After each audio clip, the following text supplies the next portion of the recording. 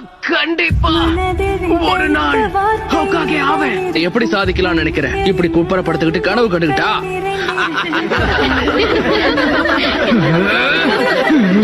அது அந்த பையன் தானே கூட்டத்திலே தோத்து போன ஒரே ஆளு. நல்ல வேலை அவன் தோத்து போனான். இவெல்லாம் ஒரு நிஞ்சா ஆனானா ஊர் தாங்கும்னு நினைக்கிற நீ?